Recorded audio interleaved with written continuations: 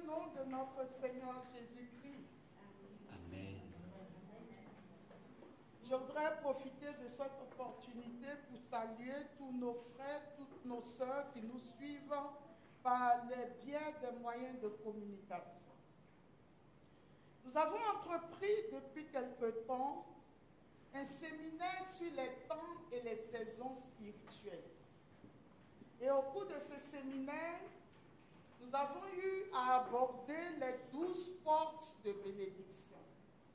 L'objectif de l'enseignement de ce soir, c'est de terminer les enseignements sur les saisons. Et donc, ce soir, je vais aborder l'équinoxe du printemps, le solstice d'été et le solstice d'hiver, pour nous permettre de boucler la série d'enseignements sur les temps et les saisons spirituelles. Mais avant de rentrer dans le vif du sujet, je voudrais revenir sur la dernière porte spirituelle qui était rattachée au mois de décembre et qui, parmi les fils d'Israël, était la porte de Benjamin. Nous avons le mardi dernier parlé de cette porte, la porte de Benjamin, et la révélation que nous avons eue par rapport à cette porte était que Benjamin était le dernier des fils de Jacob. Dans la Bible, on entend rarement parler de Benjamin. Mais quand nous sommes allés aux bénédictions, dans le livre du Deutéronome, nous avons appris que cette 12e bénédiction, dans cette 12e bénédiction, il nous a dit, tu seras à la tête et jamais à la queue. Donc nous nous sommes demandé comment se fait-il que Benjamin soit celui qui soit à la tête et non à la queue. Quand on sait que parmi les fils de Jacob, on a rarement entendu parler de Benjamin. On s'est posé la question de savoir qui était la référence parmi les fils de Jacob. Et le nom qui nous est spontanément venu à l'esprit à nous tous, c'était Joseph. Joseph comme la référence.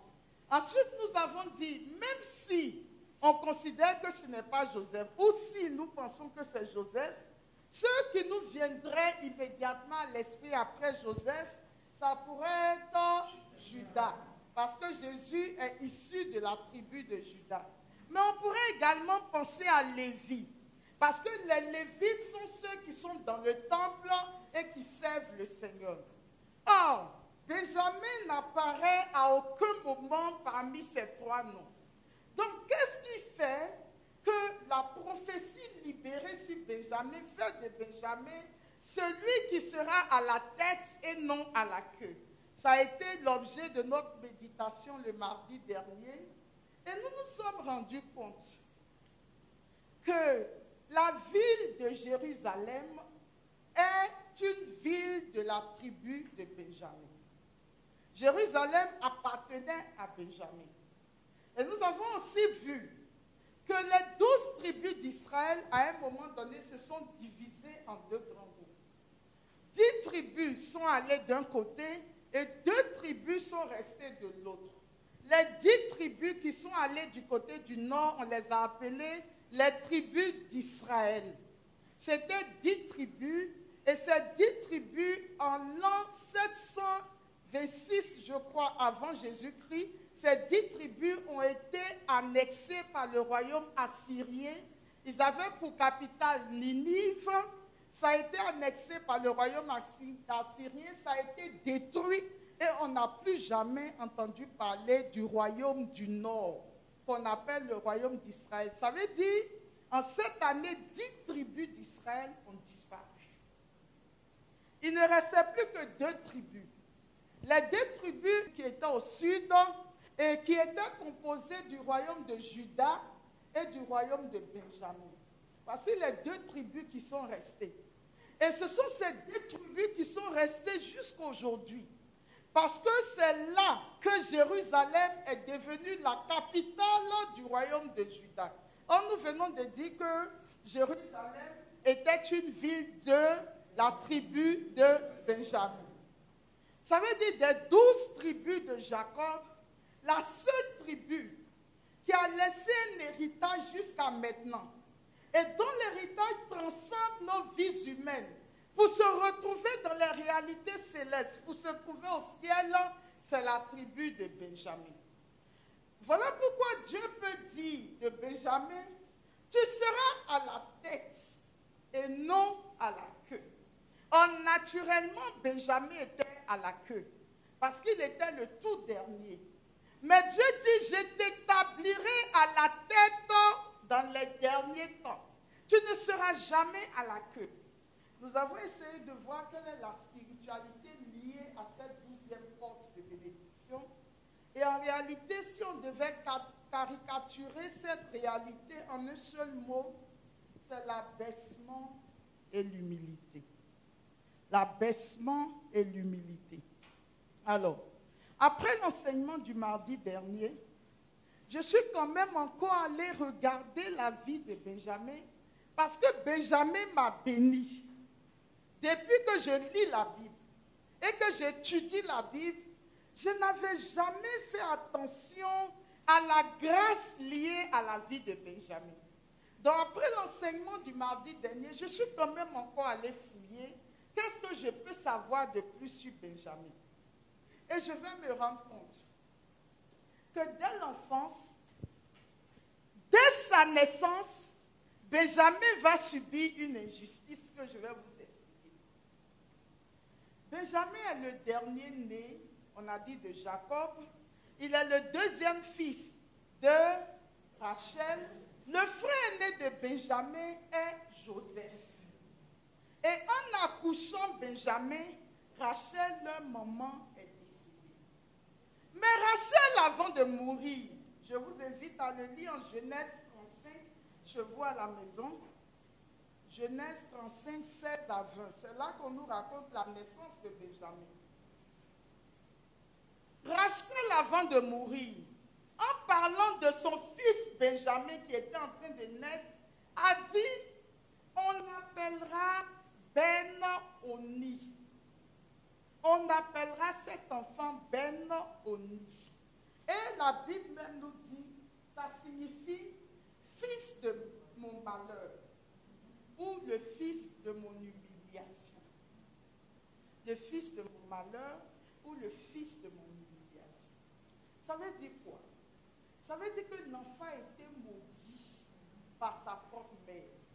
Et l'enfant a été accusé par sa propre mère d'être à l'origine de sa mort à elle.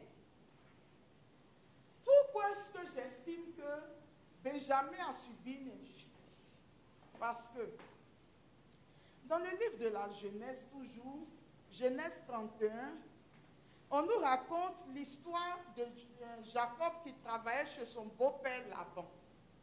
Et Laban n'avait que des filles, Léa et Rachel. Jacob vient, il dit à Laban qu'il veut épouser Rachel. Laban va tromper Jacob et lui donner Léa comme première épouse.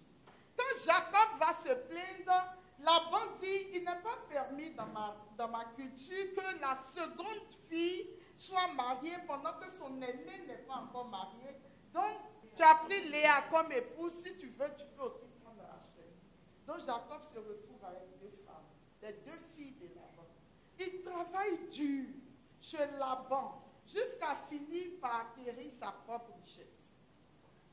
Plus tard, Laban fait des garçons. Or, vous savez qu'en Israël, ce sont les garçons qui héritent de leur père. D'accord? Donc, tout l'héritage que Laban a vont maintenant revenir à ses fils. Tant qu'il n'avait pas encore de fils, ça allait revenir à ses filles et à leurs enfants. Mais maintenant qu'il a des fils, c'est en vain que Jacob a travaillé pour Laban. L'héritage ira à ses fils. Et Rachel et sa sœur Léa et leurs enfants n'auront pas part à l'héritage de Laban.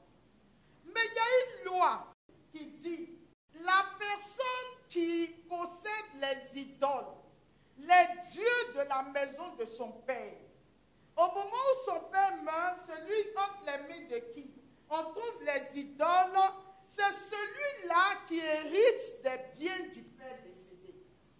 Vous m'avez bien compris? Laban adorait de faux dieux. Donc il avait ses idoles, il avait ses fétiches. Si Rachel et Rebecca quittaient la maison de leur père, les idoles restaient chez Laban, n'est-ce pas? Donc Laban pouvait donner à ses fils ou à l'un de ses fils, c'était son choix.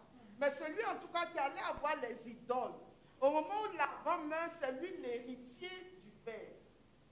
Donc Rachel, sachant cela, et trouvant injuste que son mari ait travaillé pour son père pendant des années sans que elle et leurs enfants ne puissent hériter de ce que leur mari a fait pour leur père, elle a décidé d'aller voler les dieux de son père pour partir avec. De telle sorte que si demain Laban meurt, ses fils qui viennent de naître, qui n'ont rien vu dans tout le travail que leur mari, Jacob, a fourni pour leur père, que ce soit elle et Léa qui héritent de ce que Jacob a eu à faire pour Laban. C'est la raison pour laquelle elle a volé les dieux de son père. Et qu'est-ce qu'elle va faire? Elle va mettre les dieux de son père en dessous du chameau, enfin sur le chameau, elle met quelque chose dessus et elle s'assoit dessus. Quand ils s'enfuient de la maison de Laban, Laban les poursuit, les rattrape à un niveau et fait des reproches à Jacob. Jacob, pourquoi tu t'enfuis de chez moi sans même me dire que tu t'en irais? Jacob répond, j'ai fait ça parce que je me suis dit, si je te dis, tu ne voudras pas et j'ai eu peur. Il dit, ok, je comprends que tu as eu peur. Mais qu'est-ce qui t'a amené à voler mes dieux et pour partir avec ces dieux? Et Jacob va dire, je n'ai jamais touché à tes dieux. Et je ne pense pas non plus que parmi ma famille, quelqu'un ait volé tes dieux. Mais si jamais tu trouves tes dieux parmi nous, que celui qui a volé les dieux n'ait pas la vie sauve et meurt. Mais Jacob ne savait pas que Rachel avait volé les dieux de son père. Donc, Laban vient, il fouille la tente de Jacob, il fouille la tente de Léa, il fouille la tente de Rachel, il fouille la tente des servantes et il ne retrouve pas ses dieux. Et Rachel dira à son père, Père, excuse-moi de ne pas pouvoir me lever parce que j'ai les menstrues des femmes. Mais en réalité, c'est parce qu'elle était assise sur les dieux de son père. Donc Laban fait tout, il ne retrouve pas ses dieux, il retourne chez lui. Mais un geste a été posé, des dieux ont été volés. Un autre geste a été posé, un mensonge a été dit. Un autre geste a été posé, une malédiction liée à l'acte a été prononcée. Rachel a mis les dieux de son père entre ses cuisses, sur lesquels elle s'est assise. C'est par ce même chemin que viendra la mort. Le jour de son accouchement, c'est par ses cuisses, l'intérieur de ses cuisses, que la mort viendra. Parce que c'est à ce niveau que la malédiction a été prononcée. La malédiction est allée se localiser là où il y a les dieux. C'est par ce même chemin que la mort viendra, puisque une malédiction de mort a été prononcée sur Rachel pour avoir volé ses dieux. La petite parenthèse ici, le lieu de ton péché deviendra le lieu de ta mort. Là où le péché s'installe en toi, c'est par là que viendra la mort. La mort empruntera le même chemin que le péché a emprunté pour venir en toi. Je referme la parenthèse. Donc, Benjamin qui naît est un innocent. Il est victime du péché de sa mère, le péché de vol, le péché de mensonge. Il est aussi victime du péché de son père, de la malédiction qui a été prononcée sans que son père n'ait vérifié si c'était possible ou pas. Donc Benjamin n'a rien fait dans la mort de sa mère. Il n'est que, comment on va dire, l'instrument. Il n'est que le prétexte par lequel le diable est passé pour réclamer justice auprès de Dieu pour ce qui a été fait. Mais pourtant, Rachel, quand elle meurt, ne se souvient pas du péché qu'elle a eu à faire et qui aujourd'hui l'a conduit à la mort. Elle va déposer sur la vie de ce nouveau-né les conséquences des actes qu'elle-même a posés et elle va nommer l'enfant de mon mal ou l'enfant de mon humiliation. Et elle va l'appeler Ben-Oni. Et vous vous souvenez que ce n'est pas quelque chose qui est nouveau pour nous. On peut aller pécher, on rentre dans des situations compromettantes, on va sortir les maris des gens. Quand on attrape une grossesse, c'est la faute de l'enfant. Pourquoi est-ce que je voulais m'amuser et que toi tu es venu? Et c'est comme ça qu'il y a des hommes dans les foyers, quand ça ne va pas avec la femme, ce sont les enfants qui payent. Les femmes, quand ça ne va pas avec le monsieur, ce sont les enfants qui payent. C'est-à-dire ce sont les vies innocentes qui payent. Donc Benjamin est dans la situation, il est le dernier. Il est dans une situation d'injustice, de rejet, d'accusation. C'est lui qui est à l'origine du malheur de sa mère. Et donc dans la famille, Benjamin sera considéré comme l'enfant de malheur, le mauvais, celui par qui la mort est arrivée. D'accord? Mais, que va faire Benjamin? Et ça aussi, je l'ai découvert en continuant à méditer sur la vie de Benjamin. Quand Benjamin va se mettre ensemble avec Judas, Benjamin va accepter que le groupe qu'il forme à deux s'appelle la tribu de Judas. Ça veut dire qu'il accepte que son nom soit noyé par son frère. Il accepte qu'une de ces villes devienne la capitale de la tribu de Juda, la Jérusalem. Donc il va même se départir de sa ville, l'une de ses villes les plus prestigieuses, pour que le nom de la tribu soit en haut. Jusqu'au bout, Benjamin s'est abaissé et s'est humilié. Jusqu'au bout.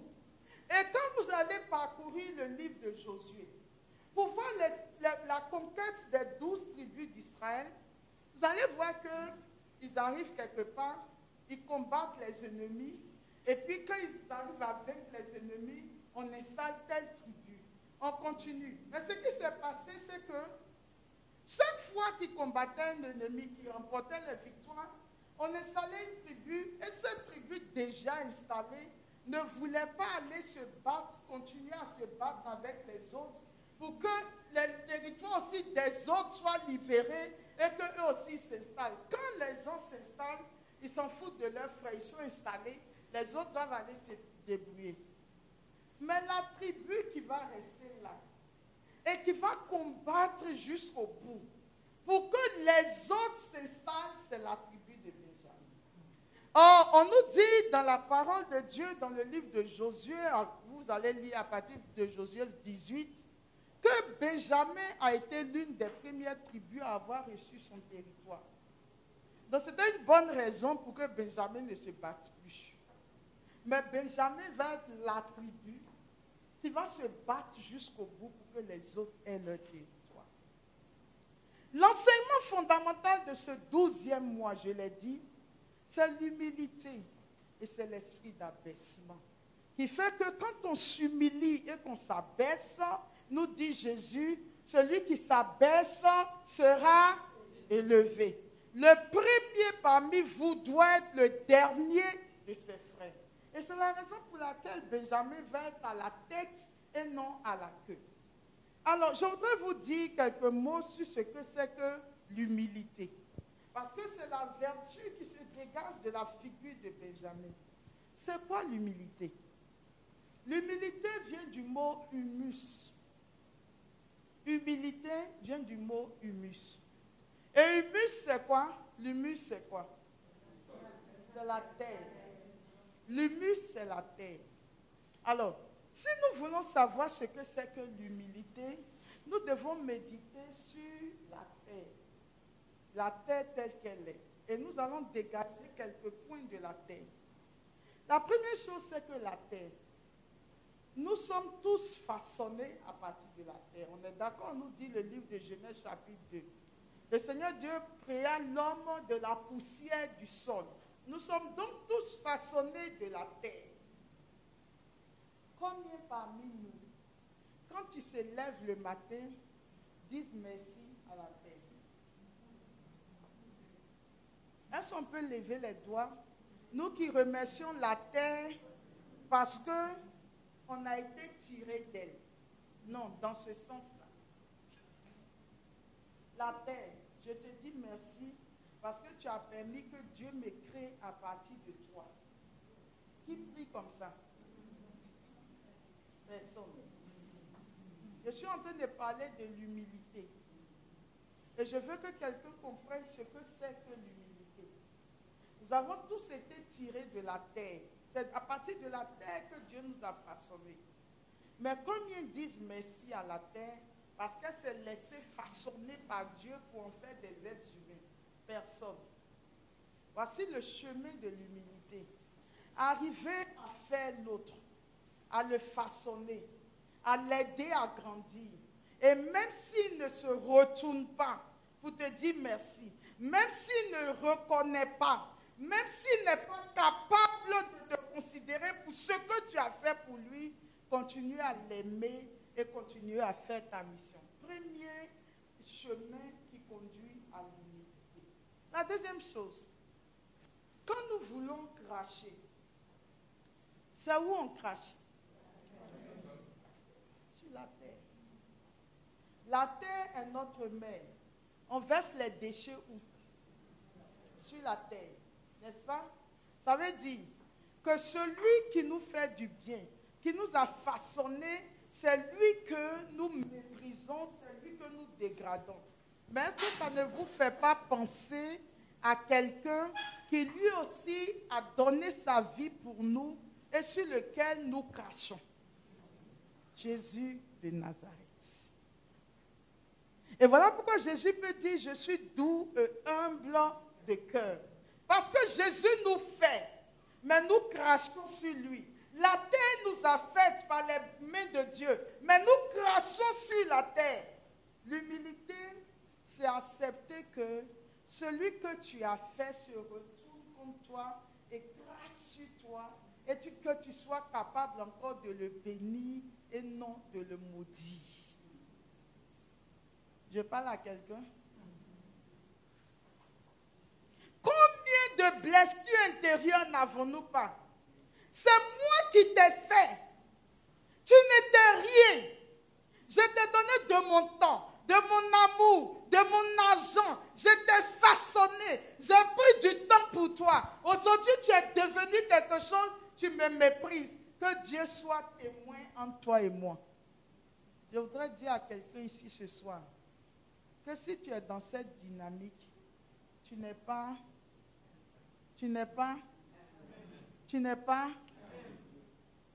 l'humilité, c'est de faire quelque chose, d'accepter que cette personne se retourne pour cracher sur nous et de continuer à bénir la personne. Troisièmement, regardez quand il y a les grandes pluies et que la terre est glissante. Est-ce que l'homme peut avancer? On patauge, on peut même glisser pour tomber. Mais quand la terre est ferme, on peut faire des pas pour avancer. Ça veut dire que la terre nous aide à avancer. Combien se sont déjà levés un matin pour dire, Seigneur, merci pour la fermeté de la terre qui me permet de faire des pas pour aller de l'avant? Personne. C'est le jour où la voiture patine, où il y a des grands éboulements de terrain, qu'on est surpris, mais pourquoi ça? Mais on ne se rend pas compte que tous les jours que Dieu fait, nous avions des terres fermes pour lesquelles nous ne disions jamais merci à Dieu. Et la terre supporte tout cela. D'aider les gens à avancer sans que les autres ne s'intéressent à ce qu'ils sont. L'humilité, c'est d'accepter d'être là pour aider les autres à avancer. Qu'ils reconnaissent, qu'ils ne reconnaissent pas, pourvu qu'ils avancent. Pourvu que l'amour l'amour que nous avions pour eux soit suffisamment grand pour ne pas regarder leur retour et avoir envie qu'ils continuent à avancer. Et c'est ce que notre Seigneur Jésus lui-même fait, pourvu que vous soyez heureux, que vous avanciez. Dernier point de la terre. Quand nous voulons jeter des ordures, on les jette sur la terre. N'est-ce pas? Mais qu'est-ce que la terre fait? Les ordures qu'on jette sur elle, elle va nettoyer elle-même les ordures. Elle va arriver des ordures là à sortir de l'engrais. Elle va se nourrir de l'engrais des ordures. Et elle va se rendre prête. De telle sorte que si demain nous voulons planter quelque chose, qu'elle soit suffisamment fertile pour que la plante pousse et nous donne des fruits et que nous puissions manger et que nous soyons rassasiés. La terre. Les gens vont jeter des ordures sur toi. Les gens vont te mépriser en versant l'eau sale en toi. Comment est-ce qu'au lieu de crier, mais pourquoi on verse l'eau sale sur moi? Pourquoi est-ce que sur moi on jette des ordures? Comment au milieu de l'eau sale, au milieu des ordures, tu es capable de crier? Je prends ça, je ne prends pas ça. Je laisse tomber ça. Ça m'intéresse. Je prends ça, je ne prends pas ça. Et comment tu es capable, au milieu des ordures, de rassembler ce qui peut t'aider? Et tu prends tout ce qui peut être positif dans les humiliations, dans les injures, dans la façon dont on te traite. Tu rassembles tout ça, tu te nourris de ça. Et tu vois que ça t'aide à grandir.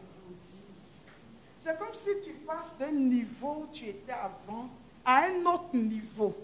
On dit, mais on ne comprend pas, il a changé. Avant, il était comme ça, mais maintenant, quel que soit ce que tu fais, mais c'est comme s'il est devenu une autre personne.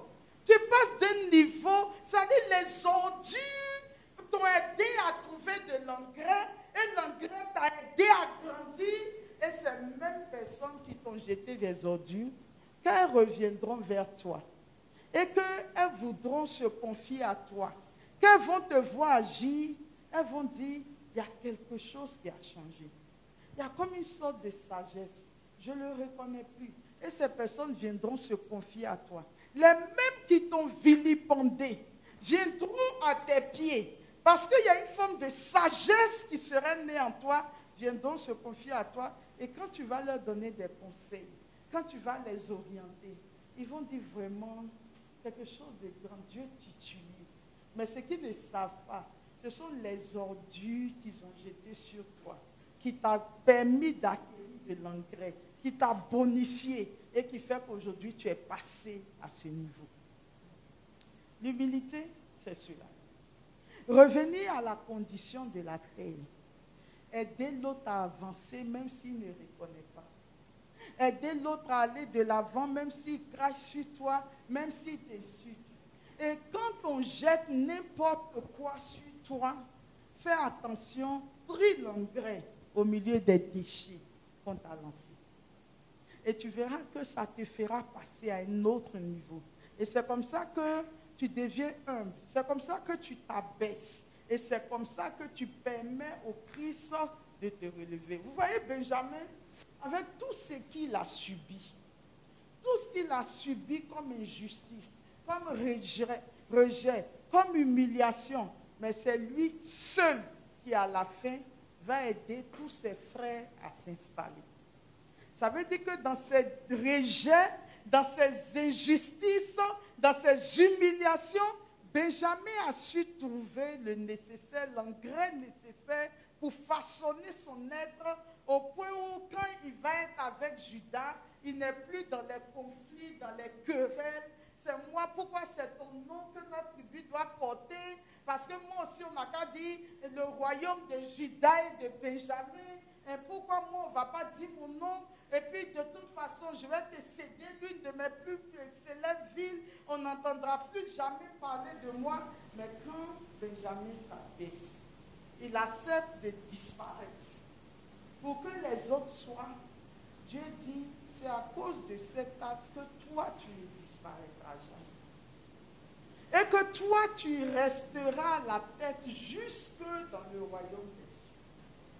Donc j'ai tenu à nous faire cette dernière mise au point pour dire, si nous voulons la position dominante du mois de décembre, il nous faut rentrer dans cette attitude d'humilité de Benjamin. Et moi, j'adore l'image de la terre. Et comment la terre silencieuse continue à faire ce qu'elle a à faire pour que les hommes avancent sans rien réclamer pour elle-même. Il n'y a que Saint François d'Assise qui a eu la révélation sur ce phénomène et qui est capable de dire, notre mère la terre, notre sœur la terre, béni sois-tu, sœur la terre, béni sois-tu, mère la terre, pour ce que tu permets dans nos vies. Mais le commun des mortels marche sur la terre, crache sur la terre, jette l'eau sale sur la terre, verse les ordures sur la terre, sans jamais s'arrêter pour dire, Dieu, je te bénis pour le don de cette terre par qui permet toutes choses dans ma vie. Et devenu humble, c'est accepter de prendre la position de la terre. Alléluia. Je voudrais maintenant, à partir de cet instant, rentrer dans les 3 dernières saisons. Nous avons déjà vu l'équinoxe d'automne. Je voudrais nous parler ce soir d'abord de l'équinoxe du printemps. Ensuite, nous verrons le solstice d'été et le solstice d'hiver. Alors, je ne vais plus revenir sur la réalité des portes, on les a déjà vues. Je ne parlerai plus des passages de la Bible qui font allusion au solstice et au changement de saison. Maintenant, ce soir, je voudrais directement aller au printemps. Le printemps est la période qui succède à l'hiver. Pour nous, ce n'est pas évident, nous qui n'avons pas les saisons de l'Occident. Mais vous devez savoir que le printemps, c'est la période qui succède à l'hiver. Et dans le printemps, on note de nombreuses modifications. En hiver, tout était mort. C'était la glace, les feuilles chaudes, il n'y avait rien de beau. Dès que le printemps commence, on voit les arbres commencent à refleurir, les fleurs commencent à sortir, de jolies couleurs. En tout cas, la ville commence à être colorée. C'est vraiment la saison qui est le symbole de la renaissance à la vie. Donc, le printemps, c'est la saison de la joie, de la vitalité et du bonheur. C'est le temps des semailles. C'est le temps de faire de nouveaux projets. On en a parlé. On a vu que les 3 premiers mois, c'est la période de quoi? De la naissance. Alors, le printemps commence avec le mois de mars. D'accord? Donc, on était en hiver. En décembre, en janvier, février, on va vers la fin. Et puis, dans le mois de mars, on tombe dans le printemps, tout refleurit. Donc, c'est vraiment la période de la renaissance. La période de la stimulation, de l'engendrement, du jaillissement, de l'embellissement. Maintenant, du côté de Dieu, le printemps veut dire quoi? Quelles sont les spiritualités liées au printemps du côté de Dieu? Du côté de Dieu, le printemps, c'est le temps de l'intimité.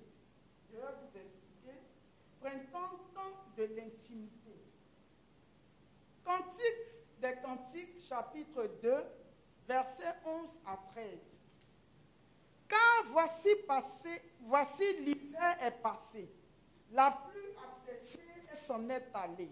Les fleurs paraissent sur la terre, le temps de chanter est arrivé, et la voix de la tourterelle se fait entendre dans les campagnes. Le figuier embaume ses fruits, et les vignes en fleurs exhalent leur parfum. Lève-toi, mon ami, ma belle, et viens.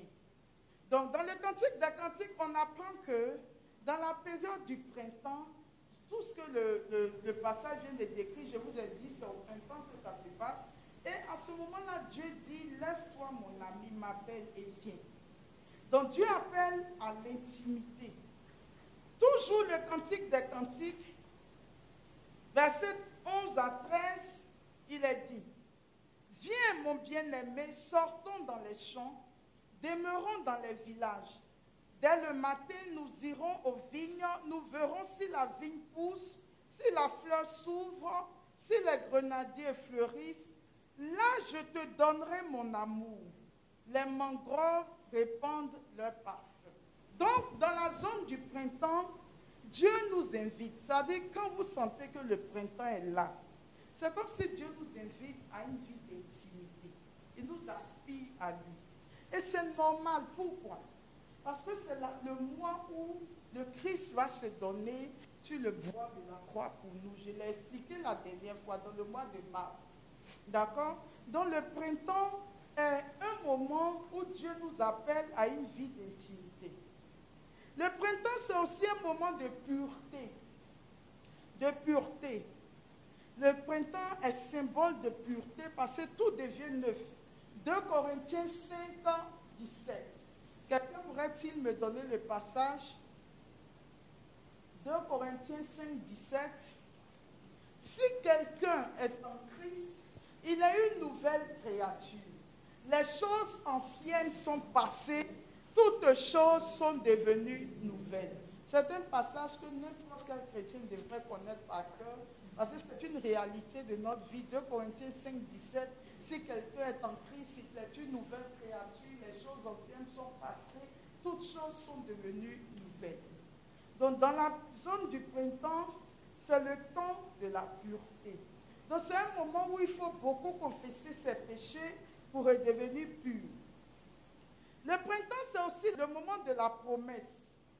2 Pierre 2, 2 à 7. 2 Pierre 2, 2 à 7. Le printemps est aussi un moment de fragilité. Pourquoi? Parce qu'au printemps, tout commence à sortir, on commence à semer, mais c'est encore fragile. Matthieu chapitre 13, le verset 19. Matthieu chapitre 13, le verset 19. On sème, mais les racines ne sont pas encore profondes. Donc, il y a un moment de fragilité et il faut faire attention à ce moment de fragilité. Donc, il faut se nourrir beaucoup spirituellement pour ne pas tomber dans ce moment de fragilité. C'est le moment où je dis, quand je faisais les 12 portes de bénédiction, méditer sur l'œuvre accomplie par le Christ sur la croix, bien comprendre ces choses, lire la Bible, se confesser pour retrouver son état de pureté. Vraiment, c'est le mois, c'est la saison pour faire nettoyage spirituel. Parce que nous entrons dans une nouvelle saison. Ce n'est pas parce que c'est en mars que on est au 3e mois, non. Dans l'année, j'ai dit chez les Juifs, leur premier mois, c'est le mois de mars, qui est le mois Nissan, et c'est le mois de la naissance. Donc sur le plan spirituel, quand vous arrivez en mars, il faut prendre un bon nettoyage spirituel.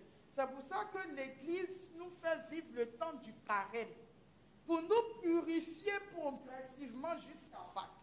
D'accord? Donc, dans le printemps, on se nettoie, on se confesse, on abandonne des péchés, vraiment on se purifie, on médite sur l'œuvre accomplie par le Christ, on se nourrit spirituellement, on jeûne, on partage, on lit des livres des saints. Maintenant, du côté du diable, tout ce que j'ai expliqué, c'était du côté de Dieu.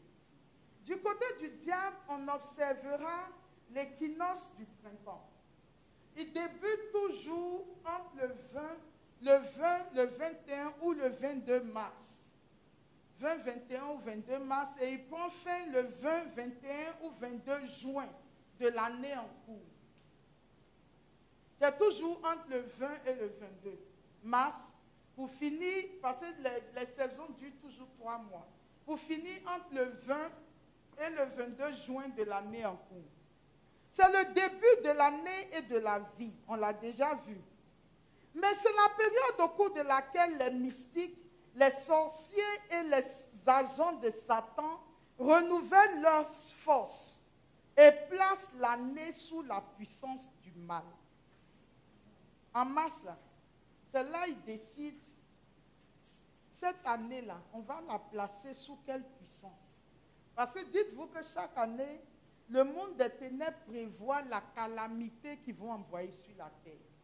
C'est comme ça dans le royaume des ténèbres. Chaque année, ils prévoient, parfois vous allez voir qu'en une année, tout le monde meurt d'insuffisance rénale. Parfois, vous allez voir qu'en une année, les gens meurent de cancer. Parfois, ce sont les graves accidents de la route, les camions qui se renversent. En tout cas, par année, ils définissent quelle est la calamité qu'ils vont envoyer sur la terre. OK. Les conséquences de ce qu'ils font dans le monde des ténèbres, c'est que dans l'équinoxe du printemps, vous aurez des actes de terrorisme. L'équinoxe du printemps, des guerres, des épidémies, des famines, des échecs, la misère, la dépravation et l'avortement de ce qu'on entreprend. Comme tout naît et que tout est beau, ils veulent couper le processus de la vie en détruisant ce qui est en train de naître. Donc il faut savoir prier quand on est à l'équinoxe du printemps. On ne va pas au printemps pour dire Seigneur, tu vois, telle personne me fait du mal, pour le mal qu'il me fait, non.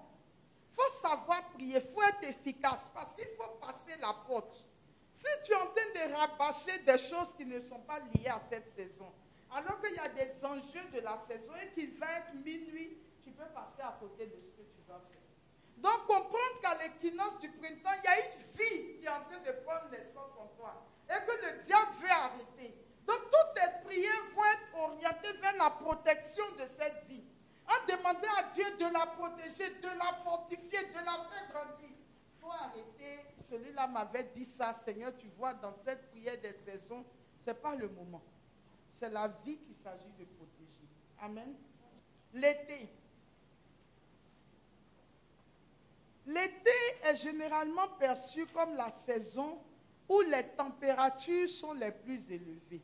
C'est-à-dire que le soleil envoie le plus de lumière et le plus de chaleur sur la terre. Donc, à votre avis, quel est l'élément que les forces du mal vont utiliser en été? Le soleil. Le soleil, la chaleur. D'accord? L'été, c'est la période de la croissance. L'autre, c'était la naissance. Maintenant, on est dans la croissance. La période de la croissance, de la maturité, de la récolte, du développement, de l'abondance, de la plénitude, du repos, des vacances. Alors, du côté de Dieu, quelles sont les grâces spirituelles liées à l'été? Premièrement, c'est l'importance de l'enracinement.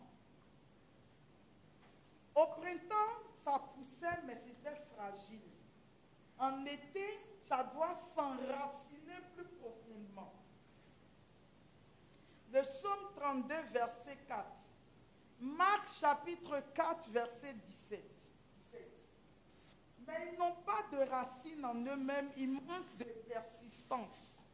Et dès que survient une tribulation ou une persécution à cause de la parole, ils y trouvent une occasion de chute. La période de l'enracinement. Jérémie 17, verset 8. L'été, c'est aussi la période de l'épreuve dans laquelle on grandit. La chaleur de l'été est indispensable à la formation des bons fruits. Mais la plante peut être soumise à une rude épreuve en plein été, d'accord? Donc la chaleur, le soleil sont indispensables pour nous aider à grandir. Et nous pouvons les vivre comme des périodes d'épreuve. On ne comprend pas pourquoi Dieu nous fait passer par ces chaleurs, pourquoi Dieu nous fait passer par ce soleil brûlant. On ne comprend pas pourquoi, avant que la bénédiction ne vienne, on est obligé de passer par là. Alors, chers frères et sœurs, je voudrais m'arrêter ici pour dire un mot de l'épreuve. En réalité, si l'on vous a fait croire que la vie chrétienne est une vie rectiligne, où il n'y a jamais d'épreuve, et où on est béni à tout moment, on vous a menti. D'accord? Ça n'existe pas. C'est un Dieu que nous fabriquons. Et qu'est-ce qu'on dit en général? On dit, si tu as des épreuves, si tu passes par ce chemin, si telle chose t'arrive, c'est sûrement parce que tu as péché et que tu as ouvert une porte dans ta vie pour l'ennemi. Vous avez déjà entendu ça? Est-ce que ça vous rappelle l'histoire de quelqu'un dans la Bible? De Job. D'accord? L'épreuve fait partie de l'éducation et de la pédagogie de Dieu dans la vie de ses enfants. Il n'y a aucun enfant de Dieu qui peut traverser la terre sans avoir des épreuves.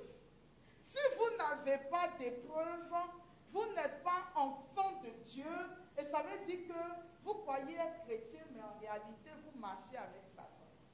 Dieu est saint. Plus nous nous rapprochons de Dieu, et plus le Seigneur nous sanctifie. Parce qu'en réalité, personne n'atterrit devant Dieu comme il est. C'est faux. Pour accéder à Dieu, il faut avoir la même nature que Dieu. C'est-à-dire, quand les gens quittent le purgatoire pour entrer au ciel, c'est qu'ils ont été purifiés jusqu'à devenir comme Dieu. Alors, qu'est-ce que Dieu fait? Dieu sait que s'il ne commence pas notre purification sur la terre, on risque de passer trop de temps au purgatoire. Parce qu'il y a des gens qui font 3000 ans au purgatoire. En 1 minute au purgatoire est déjà quelque chose de très éprouvant. Mais qu'est-ce qui fait que les gens peuvent faire 3000 ans au purgatoire et pourquoi on ne les a pas envoyés directement en enfer? Parce que Dieu est juste dans sa parole. Dieu a tant aimé le monde qu'il a donné son Fils unique afin que quiconque croit en lui ne périsse point, mais ait la vie éternelle. Donc, qu'est-ce qui se passe? Nous tous qui sommes assis là, si nous croyons que Jésus est le Fils de Dieu, si nous donnons notre vie à Jésus, ce qui est définitif et indélébile, à moins de revenir dire un jour à Jésus que je ne crois plus en toi, je donne mon âme à Satan, mais tant que tu ne fais pas cette démarche contraire, tu ne peux jamais aller en enfer. Jamais. Parce que c'est un principe biblique que celui qui croit en Christ, qui lui donne sa vie et qui le reconnaît comme son Seigneur et son Sauveur, est sauvé. Ça ne dépend plus de ton état, etc. Tu es sauvé. Maintenant, le problème, entre ton salut et le jour où tu vas arriver au ciel, peut-être que la chair s'est installée en toi. C'est ce qu'on appelle le chrétien charnel. Le chrétien charnel, vous lisez en Galates chapitre 5. Vous allez voir, il est dans les divisions, les rancœurs, les colères, les rivalités, les égoïsmes. Le chrétien charnel, vous lisez les fruits de la chair. Lui, ces choses-là, la jalousie, les critiques, les discordes, les divisions. En tout cas, le chrétien charnel, les péchés sexuels, et la masturbation, l'adultère, l'amour de l'argent, la colère, l'impatience, tout ça là, ce sont les fruits de la chair. Malheureusement, tout ça ne rentre pas au ciel. Mais Dieu dit tu es sauvé, mais toi tu es dans tout ça. Alors qu'est-ce que Dieu fait par les épreuves? Sur la terre, il va permettre des épreuves dans ta vie. Mais quand il permet les épreuves, c'est pour répondre à un objectif. Il sent que tu es colérique, il va t'envoyer une épreuve en lien avec la colère.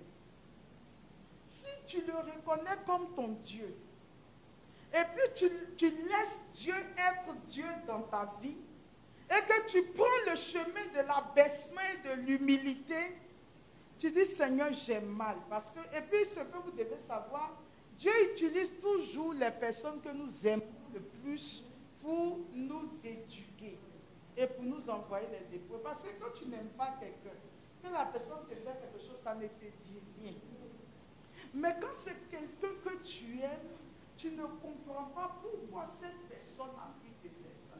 Mais en général, la personne est utilisée comme un instrument de Dieu pour ta sanctification.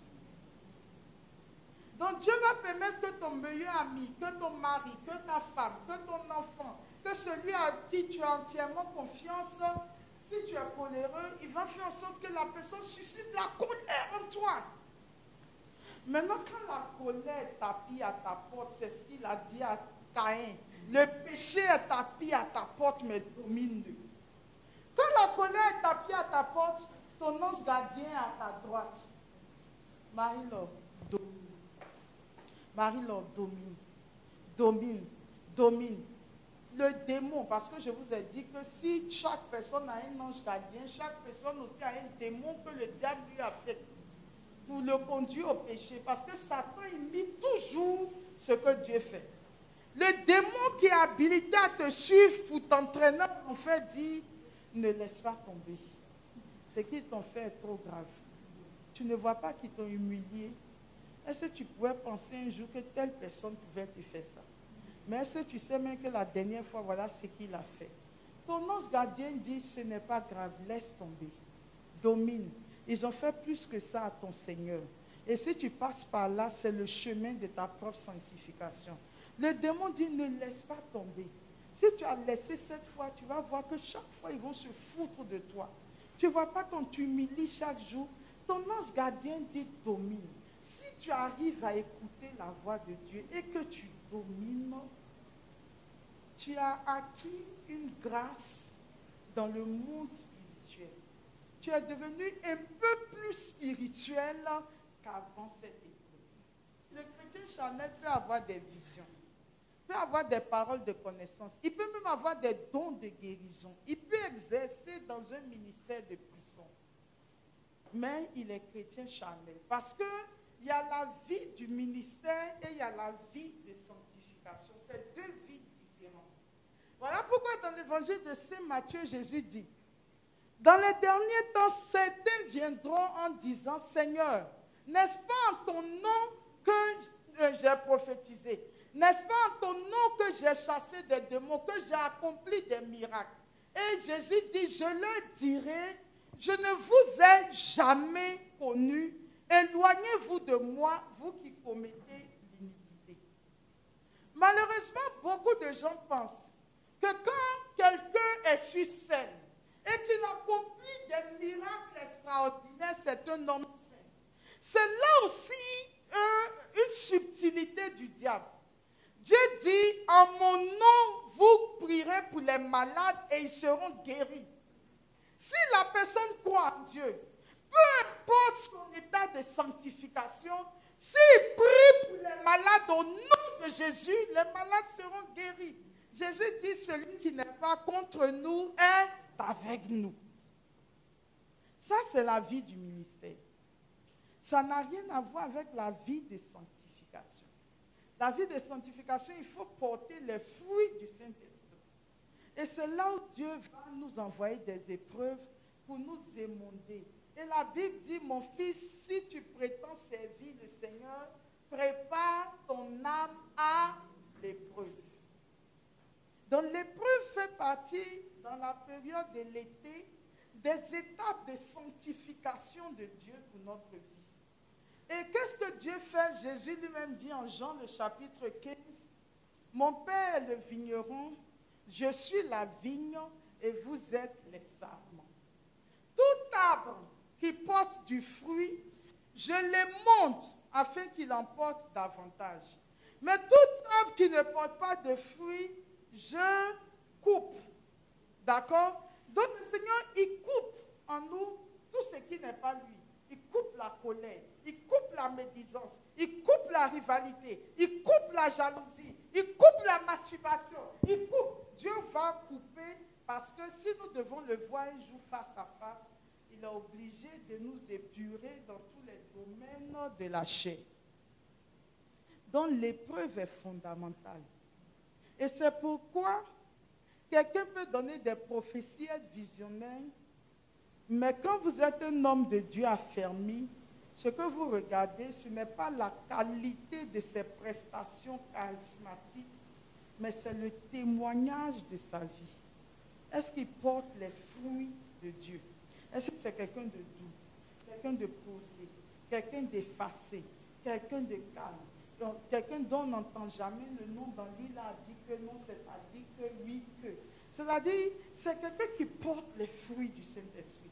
Il peut ne même pas parler en langue, mais une telle personne a plus de poids dans le monde spirituel que celui qui peut avoir des visions et que cela se réalise tous les jours. On est ensemble? Le temps de l'été, c'est également un temps d'un travail régulier et dans l'ordre. Il faut faire un travail régulier et dans l'ordre. Parce que si vous ne vous y prenez pas comme il faut, ça ne va pas donner les bons résultats. Genèse 3, 17 à 19. Genèse 3, 17 à 19. Proverbe 24, 30 à 31. Alors, ça veut simplement dire que si le temps du printemps est un temps de naissance, il faut, dans la période de l'été, avoir une discipline spirituelle. Je vais vous dire qu'en réalité, on ne grandit pas spirituellement quand on ne se donne pas une discipline. Vous ne pouvez pas dire, oh, j'ai envie de prier, je prie. Je n'ai pas envie de prier, je ne prie pas. J'ai envie de lire la Bible, actuellement la grâce est là, je lis. Je n'ai pas envie, je ne lis pas. Ça ne donne pas de résultat. Ce qui donne un résultat, c'est de prendre une décision. Tous les matins, c'est un exemple, à 5 heures du matin, je prie de 5 heures à 5h30. Que j'en ai envie ou que je n'en ai pas envie, je prie. C'est un rendez-vous, c'est une alliance, c'est ma chambre haute, ce n'est pas négociable. Je ne donne pas toujours à ma chair ce qu'elle a envie de faire. Ma sœur veut prier, elle prie. Ma sœur ne veut pas prier, elle ne prie pas. Ça ne construit pas une vie spirituelle. Si vous n'avez pas appris la discipline dans les choses spirituelles, demain vous allez voir un homme marié, vous allez dire, mais ça fait quoi? Vous allez sortir avec lui. Vous serez face à l'argent des gens, s'il met la main dedans, ça fait quoi? Vous allez prendre. Quand on commence à se donner des raisons et des prétextes dans sa vie, on ne grandit jamais spirituellement. La vie spirituelle est une discipline. Et il y a un texte que j'aime beaucoup méditer dans la deuxième ou la première lettre de Saint Paul aux Corinthiens au chapitre 9, à partir du verset 17. Il dit, dans un stade, tout le monde court. Mais nous devons courir de sorte à remporter la victoire. On ne court pas pour courir. Il faut courir dans les normes de ceux qui veulent remporter la victoire. Le solstice d'été. Il commence entre le 20, 21 ou 22 juin pour prendre fin le 20, 21 ou 22 septembre de l'année en cours. Les conséquences du solstice d'été, il y a la propagation de la fausse lumière. Ici, vous allez voir que les sectes ésotériques vont jouer un grand rôle. Les mystiques peuvent commander les incendies. Les mystiques peuvent commander les incendies, les canicules, la sécheresse climatique, financière et la récession économique. Donc, ils peuvent envoyer le feu dans vos activités, dans vos poches, pour assécher tout ce que vous êtes en train de faire.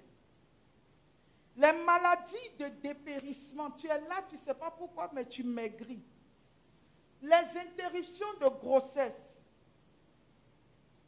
Ils posent des actes pour empêcher les hommes de rentrer en possession de leur bénédiction.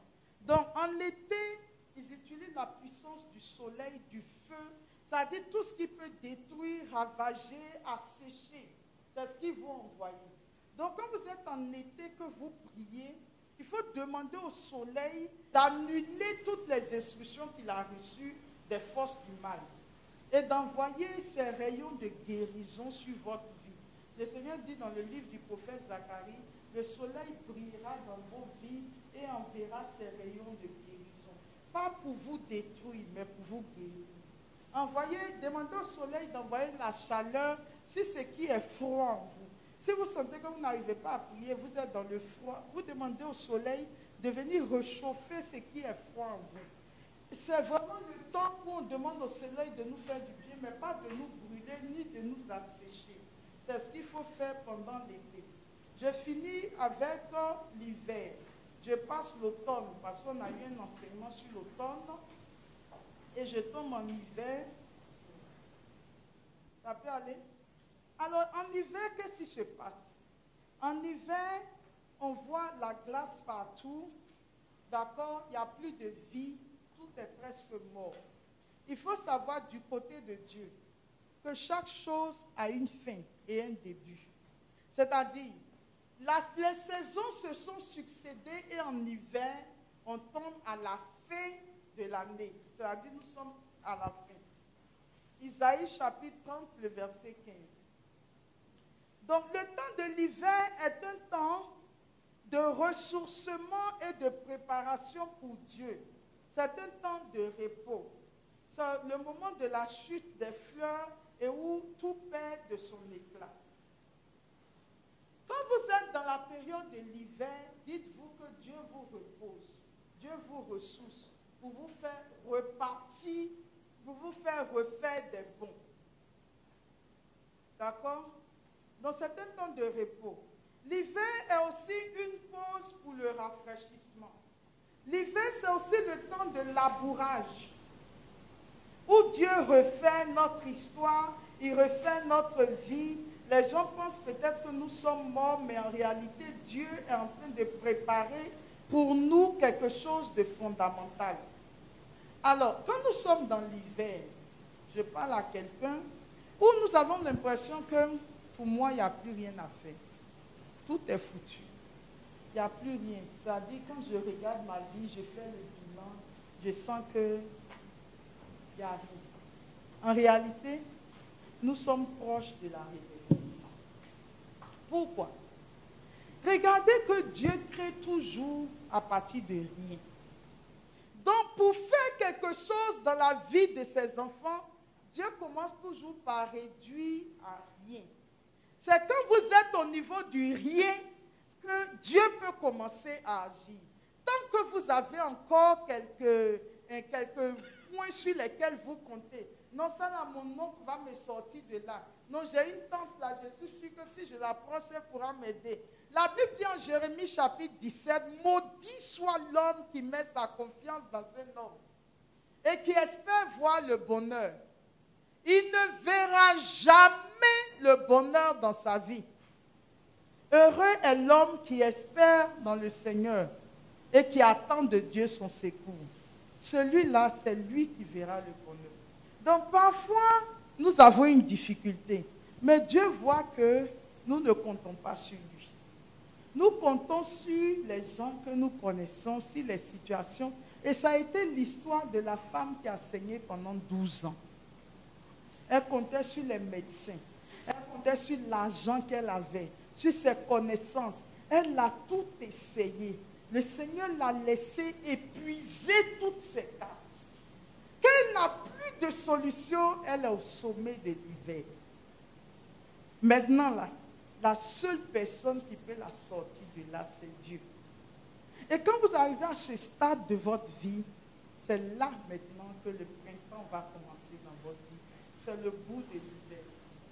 Donc, si vous êtes, je prends un exemple, je veux me marier. Et puis je compte sur moi-même, sur ma beauté, sur ma capacité à savoir préparer, sur le fait que je sais m'occuper d'un homme, etc. Je compte sur mes atouts, je compte sur je ne sais qui, sur tout. Tant que je compte sur quelque chose, Dieu se met en repos. Quand j'arrive à un stade où je dis, Seigneur, quand je me regarde, je ne suis rien. Je ne peux rien. Je ne vaux rien. Et je ne sais rien. Mais je sais que toi seul, et vraiment tu y crois vraiment. Je sais que toi seul peux me sortir de cette situation et m'aider à trouver un homme selon ton cœur et qui me rendra heureuse. Et quand tu y crois vraiment, ça veut dire que tu as atteint le bout de ton hiver. Mais le printemps va commencer à se lever. Et comme tu as été réduit à rien, c'est là que la main de Dieu commence maintenant son travail. Alors le printemps se fera voir. Tu cherches du travail, commencez par se reconnaître comme ne pouvant rien.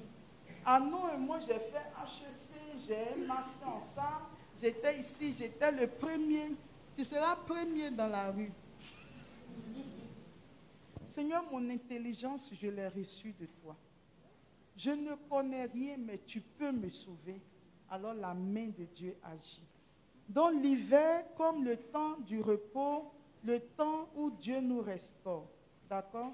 Alors que fait le diable en hiver? En hiver, nous avons le solstice d'hiver. Ça a lieu entre le 20, 21 et le 22 décembre pour finir le 20, 21 ou 22 mars. Et ici, nous sommes dans le signe du vieillissement et les forces du mal vont faire alliance avec la puissance du froid. Ils font alliance avec la puissance du froid. C'est le temps des ténèbres, de l'assoupissement. C'est le temps de la grande distraction. On se laisse emballer par l'euphorie des fêtes. Le volume de la prière baisse et l'ennemi prend le dessus. On organise beaucoup plus les mariages, les baptêmes, les retrouvailles familiales. La nourriture est abondante. La sexualité se pratique à outrance. Les conséquences, l'ennemi prend le dessus, le désordre et l'esprit du monde triomphent. Les mystiques vont envoyer maintenant dans nos vies les esprits de non-accomplissement. Et les blocages à tous les niveaux. Ils envoient le froid. Donc, ce que tu étais en train d'accomplir, ils gèlent ça. Donc, l'esprit de non-accomplissement vient. Il y avait quelque chose que tu faisais, ils vont mettre la glace au milieu, sur la route. Ça devient un blocage. Ce que tu faisais, tu ne peux plus passer pour continuer. D'accord? Les stagnations financières, les accidents, les cataclysmes, les écoulements de sang et les pertes en vie humaine. Une année, je prêchais à la vigile de la communauté à l'hôtel Ivoire, le 31 décembre. Et j'ai dit à toute la foule que pendant que je priais pour la nouvelle année, le Seigneur m'a dit que demain, 1er janvier de l'année suivante, là, la terre de la Côte d'Ivoire va boire beaucoup de sang des Ivoiriens. Parce que nous passons une saison et que nous n'avons pas sérieusement prêché la saison. Mais les gens n'ont pas fait attention à cette parole. Ils étaient accrochés par le reste du message. Et le lendemain, on apprend que nos frères, pour voir la lumière, des bons là, il y en a même qui ont fait uniforme, tout ça. Au plateau, il y avait, je ne sais pas, un trou, bien quoi. Les gens sont rentrés, il y a eu plein de morts. Décembre est une période favorable. C'est pour ça que vous voyez, les sorciers tuent beaucoup en décembre. Ils ont besoin de sang pour augmenter leur pouvoir. Ils ont besoin de vies humaines. Et si vous avez remarqué, depuis que les chrétiens ont commencé à beaucoup prier en décembre, je ne sais pas si vous avez fait attention, où les 31, nous passons les portes sans être en train de manger, parce qu'avant, c'est le 31 qu'on s'embrasse, et bonne année. Nous, on a compris que non, il faut saisir les portes de la nouvelle année. Donc, chaque 31, ici, on prie, mais parfois, le premier même, on jeûne. C'est le premier au soir qu'on mange. Donc, quand on fait ça, ils ont compris que les chrétiens ont la révélation. Qu'est-ce qu'ils ont fait? Ils ont déplacé leurs actions en janvier. Parce qu'en janvier, on est fatigué par la fête, on veut se reposer. Et eux, c'est là, ils ont décidé d'agir. Il faut être vigilant. Il y a les alliances avec les esprits de mort, des eaux, de sorcellerie, pour empêcher les hommes de rentrer en possession de leur bénédiction. Je viens de terminer la série sur les temps et les saisons. À partir de la semaine prochaine, nous allons aborder un autre aspect. Si Dieu m'en donne la force, on abordera les 12 fondements dont je vous ai parlé avec les apôtres. Si je vais prier, que je ressens un autre thème, on abordera une autre formation. Mais dites-vous que nous sommes dans un cheminement et vers la fin de l'année, nous allons avoir une série de prières pour nous préparer à rentrer en 2022. Cette année, on ne laissera pas l'ennemi imposer à la nouvelle année ce que lui, il aura décidé. Mais c'est nous qui allons décider d'imposer à la nouvelle année ce que nous voulons voir. Alléluia.